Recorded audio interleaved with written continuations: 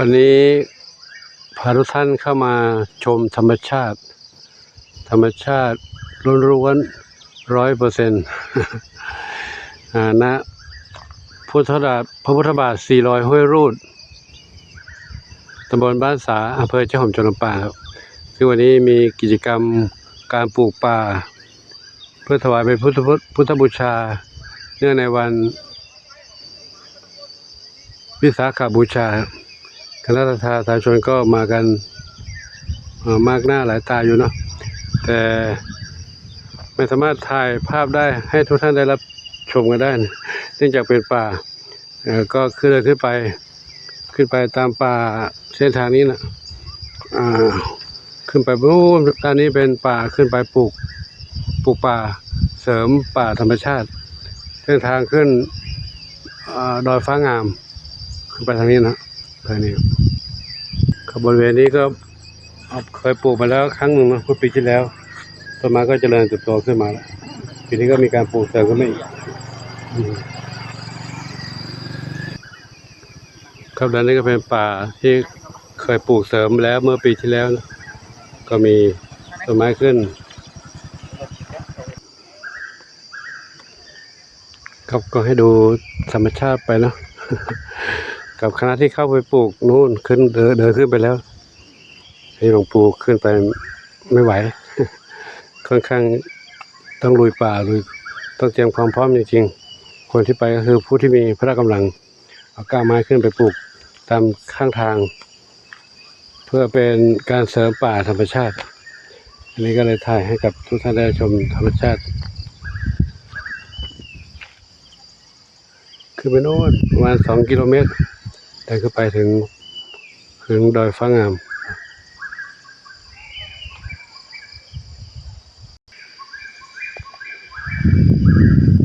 ธรรมชาติล้วนๆนะ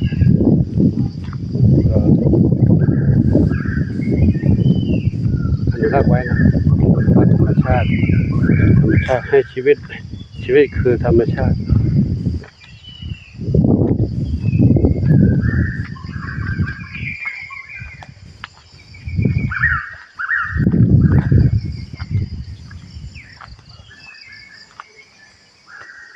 ตอนนี้เข้ามาถึงตรงนี้แล้วด้านนี้คือเป็นบริเวณพื้นที่ของดอยพระพุทธบาท400 ห้วยรูดคณะที่เข้ามาปลูกป่าก็ใช้เอารถมาจอดตรงนี้ไว้ที่นี่กันนะรถเดินทางมาจากตัวอำเภอเจ้าหอมก็ประมาณ30 กิโลจาก30 กิโลรถมาจอดไว้ที่นี้แล้วก็ขึ้นไปปลูกป่ากันตอนนี้ก็ได้ถ่ายบรรยากาศในดอยพุทธบาท400ให้กับทุกท่านได้รับชมกันตรงนี้นะอันนี้ก็มีทั้งหน่วยงานราชการทางอำเภอทางเทศบาลทางหน่วยงานราชการมาร่วมกับปลูกป่า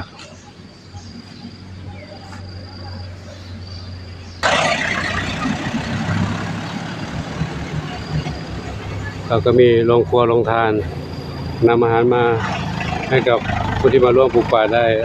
รับประทานอาหารกลางวันกันด้วย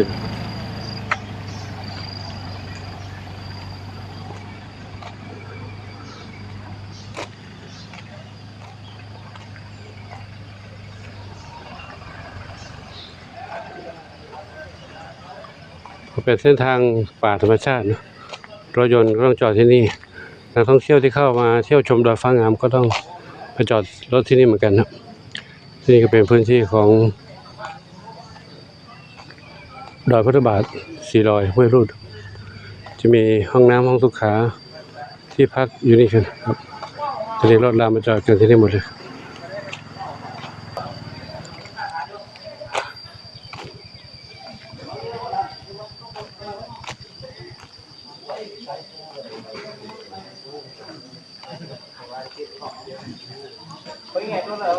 โครงการปลูกต้นกล้าป่าต้นน้ำ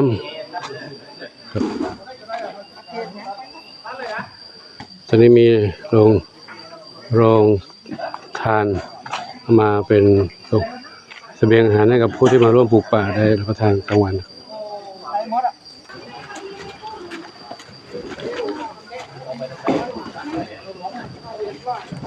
วันนี้นำอะไรมาบ้างคะอ๋อเป็นข้าวเหนียวหมูทอดข้าวเหนียวหมูทอดแสดงผักหวานต้มครับแต่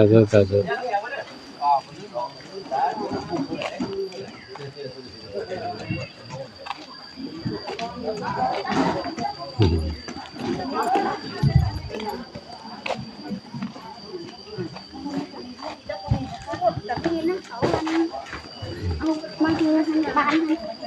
เขาคือได้จะเอา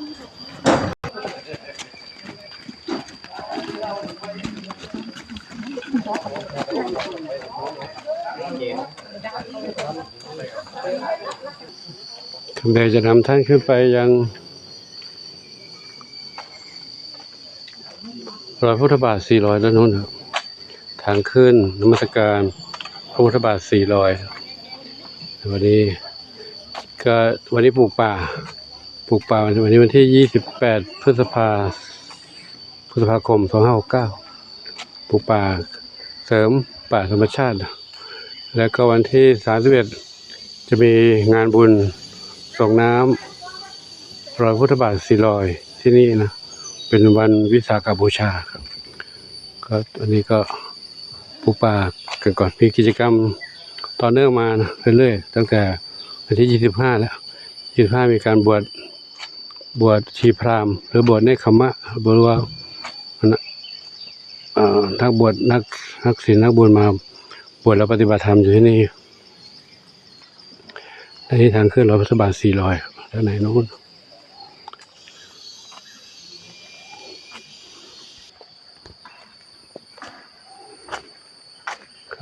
พระพุทธบาท400ห้วยรูดหมู่ที่3ตำบลบ้านสาอำเภอเชียงคานจังหวัดลำปาง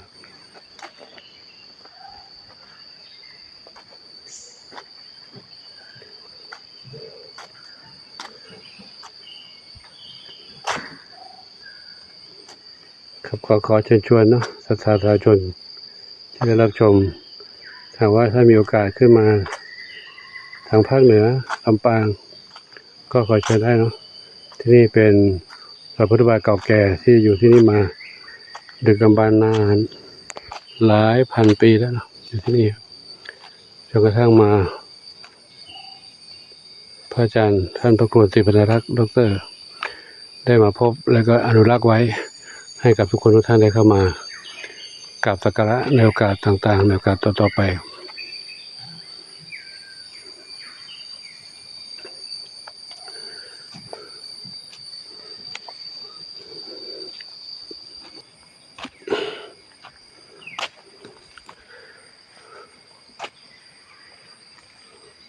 ภายในมณฑปนี้คือรอยพุทธบาท400นี่เป็นผาหินนะผาหินที่มีรอยพระพุทธบาท400ซ้อนกันอยู่ที่นี่ก็ขอเชิญทุกท่านกราบสักการะกราบสักการะเดี๋ยวขึ้นไปดูข้างบน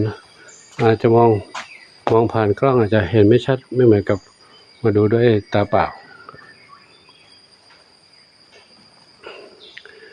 ก็จะมีบันไดขึ้นไปนี่นะขึ้นไปมองข้างบนนี้หากว่าท่านต้องการจะชมก็ค้นหาดูได้เนาะมีหลายๆคนหลายๆท่านได้ถ่ายไว้ในค้นหาใน Google ได้เนาะนี่อาจจะมืดที่หนึ่ง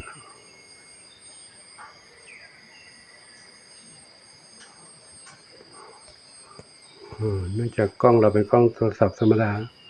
การถ่ายภาพก็อาจจะไม่ได้เห็นอะไรชัดเจนมากนะต้องมาดูด้วยตาเปล่า ดูด้วยสายตานะครับก็นี่เป็นพระพุทธบาทที่อยู่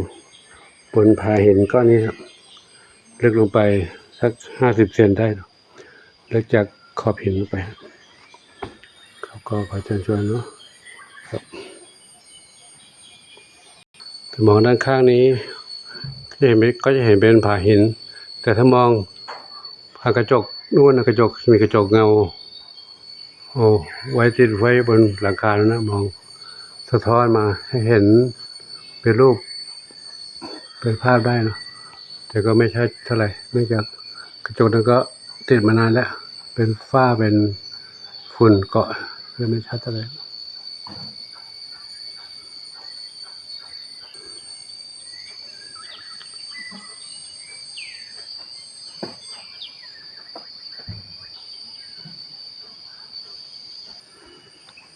บก็ขอเชิญชวนนะวันที่31 พฤษภาคม 2569 มีงานบุญส่งน้ำรอยพุทธบาทเนื่องในวันวิสาขบูชา จะมีประเพณีชนิดทุกๆปีนะสถานที่แห่งนี้นะทุกๆปีวันวิสาขบูชานะซึ่งวันวิสาขบูชาเป็นวันสำคัญของโลกทุกๆปีก็จะมีกิจกรรมปีนี้ตรงกับวันที่31พอดีนะครับวันนี้ก็มีคณะศรัทธาญาติธรรมเข้ามาปลูกป่ากันเยอะ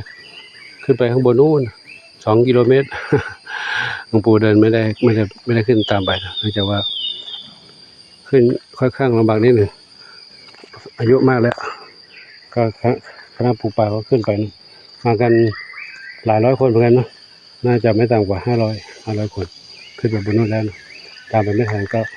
ขึ้นไปไม่ได้ก็ได้ถ่ายบรรยากาศด้านล่างนี่ครับเดี๋ยวก็คอยติดตามชมในโอกาสคลิปต่อไปนะจะมีได้ชมกับนักศึกษาที่ลงมาจากปลูกป่าแล้วก็จะมารับทานอาหารกลางวันกันที่นี่นะตอนนี้มีโรงครัวโรงทานเตรียมอาหารมาไว้ที่นี่แล้ว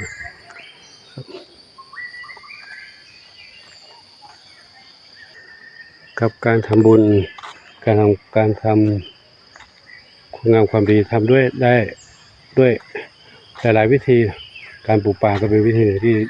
เป็นการสร้างคุณงามความดีสร้างบุญสร้างธรรมชาติที่ทุกคนต้องใช้อากาศหายใจธรรมชาติปลูกป่านะเป็นป่าธรรมชาติเสริมป่าธรรมชาติให้เขียวขจี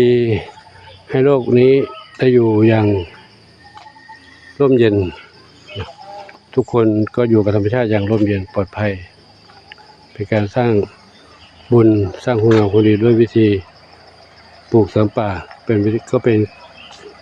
สิ่งที่ดีนะครับคราวนี้หลวงพ่อท่านพระครูวิธานสารุกิจเจ้าคณะตำบลแม่สาเจ้าวัดบ้านแป้นครับเข้ามากราบสักการะพระพุทธบาท400ครับ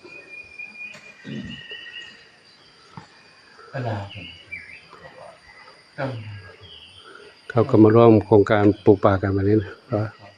ได้เข้ามากราบสักการะพระพุทธบาท400เพื่อรู้ดู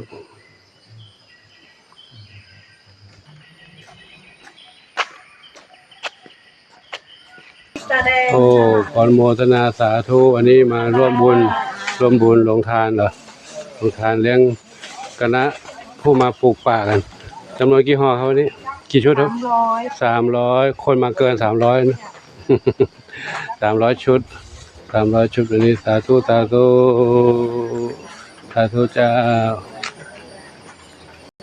ครับสำหรับคลิปนี้ก็ขอยุติเท่านี้ก่อนนะเดี๋ยวค่อยพบติดตามชมในคลิปต่อไปนะขออนุโมทนาสาธุกับทุกท่านที่